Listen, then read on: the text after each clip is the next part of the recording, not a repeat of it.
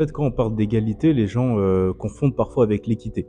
L'égalité, ça veut dire que on a la stricte répartition, que ce soit de ressources, de moyens, peu importe les individus. L'équité, ça va être plutôt d'ajuster les moyens, les ressources, les avantages en fonction des personnes et de là où elles viennent, de leurs propres difficultés. L'égalité stricte n'est pas forcément souhaitable à l'échelle d'une société. Surtout quand on parle d'égalité en fait en termes de succès et l'égalité au niveau des résultats. Par exemple, si on dit que demain il faut faire des quotas pour les personnes de couleur, ce qui est extrêmement compréhensif, bah demain on va créer un système où on va dire que 20% des étudiants qui vont dans telle université doivent être obligatoirement noirs. Donc dans l'idée en fait, ça peut être une bonne chose parce qu'on se dit que bon, les personnes de couleur noire sont beaucoup moins représentées dans certaines universités, dans certaines filières, et que pour faciliter l'accès à ces filières-là, eh ben, on va automatiquement mettre des quotas à l'entrée pour qu'elles puissent y avoir accès. Donc là, encore une fois, ça part de bonnes intentions, mais quand on regarde le problème de base, en fait, là, on traite une conséquence, mais d'une manière extrêmement mauvaise. Parce que ça veut dire que là, on va plus trop regarder au niveau des compétences pour ce critère-là, et que automatiquement, avant même de regarder l'expérience, voilà, la qualité de la personne, voilà, son background, sa motivation même à rentrer dans ce cursus-là, on va automatiquement le sélectionner pour sa couleur. Ce qui fait qu'une personne qui est de couleur blanche et qui est beaucoup plus compétente, eh ben, automatiquement, on va la mettre de côté. Ouais. C'est pareil pour les quotas vis-à-vis des femmes, vis-à-vis de tout le monde. Ça part toujours d'une bonne intention, mais très rapidement, en fait, on arrive à des dérives. Et ce qui est problématique avec ces solutions-là, c'est qu'on ne touche pas la racine du problème. La racine du problème, c'est pourquoi les personnes de couleur sont sous-représentées dans l'accès aux études supérieures ou à certaines grandes écoles. Puisque quand on regarde le problème, les grandes écoles, en fait, c'est le bout du parcours scolaire quasiment.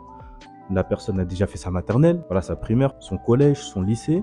Donc toutes les étapes importantes qui préparent à la vie d'adulte, des études supérieures, sont déjà passées, sont déjà grillées. Donc en fait, l'important dans tout ça, c'est pas forcément de mettre des quotas en bout de course, parce que c'est déjà fini. C'est de regarder le problème à la base. Pourquoi ces personnes-là, par elles-mêmes, n'ont pas forcément accès? Peut-être qu'il y a des problèmes de discrimination, ça j'en conviens. Mais bien souvent, quand les personnes de couleur ne sont pas dans certaines filières, c'est parce qu'elles manquent d'informations. Ça, c'est un très gros point. Il y a certaines écoles, certains collèges, certains lycées, certaines primaires même qui préparent leurs étudiants à avoir accès aux meilleures écoles. Donc, on va tout de suite les briefer, on va les préparer au concours, on va préparer en fait toute leur scolarité pour qu'elles puissent avoir accès aux bonnes formations au bon moment et aux bonnes informations au bon moment.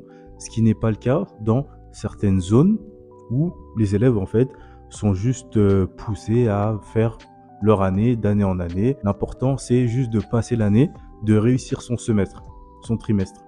Mais une fois que tu arrives à l'âge adulte, tu te dis ok, j'ai réussi tous mes trimestres, mais je me rends compte que dans mon parcours, j'ai pas forcément été bien conseillé. Moi, typiquement, j'ai fait un parcours scolaire dans différents types de lycées à Paris, des bons collèges, bon, des lycées qui étaient beaucoup moins bons aussi, mais voilà, je me plains pas. Au final, j'ai plutôt bien réussi. Mais à un certain moment, je m'intéressais à la filière Sciences Po.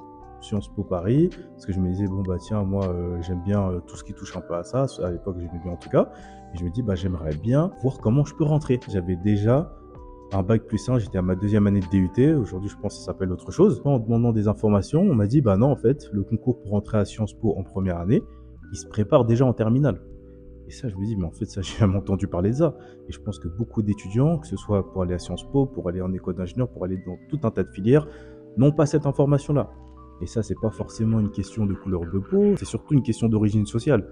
Quand vous êtes un gars, un petit blanc de province, bah, bon courage pour avoir ces informations-là aussi. Parce que déjà, pour aller à l'université, si vous êtes dans la diagonale du vide, vous pouvez pas y avoir accès. Au Sénégal, c'est pareil, hein. Si vous êtes quelqu'un de province, pour faire l'université, très souvent, en fait, il faut monter à Dakar. Donc, il faut avoir de la famille sur place, il faut pouvoir se loger, se nourrir, voilà, sélectionner les bonnes études, avoir le soutien, avoir aussi le temps, en fait, l'environnement qui te permet d'avoir le temps de te consacrer à tes révisions, à tes études. Ce qui fait qu'en fait, l'origine sociale d'une personne va beaucoup influencer ses résultats derrière. Quand on parle d'égalité et d'équité, il faut regarder l'équité à la base. Est-ce que le système déjà il est équitable? Est-ce que l'information est justement répartie?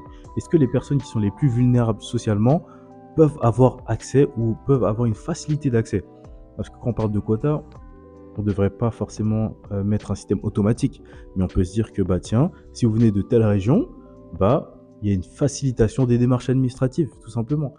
Ça peut être ça et chacun tente sa chance à son niveau, parce que les élèves et les personnes qui ont les moyens et les ressources d'avoir accès directement aux grandes écoles ou aux avantages de la société, elles ont déjà un environnement qui est préparé, qui est calibré pour leur faire valider certaines étapes automatiquement. Et quand on parle d'équité, du coup, c'est ce qu'on cherche à compenser, c'est ce qu'on devrait chercher à compenser vis-à-vis des personnes qui ont beaucoup moins de chance.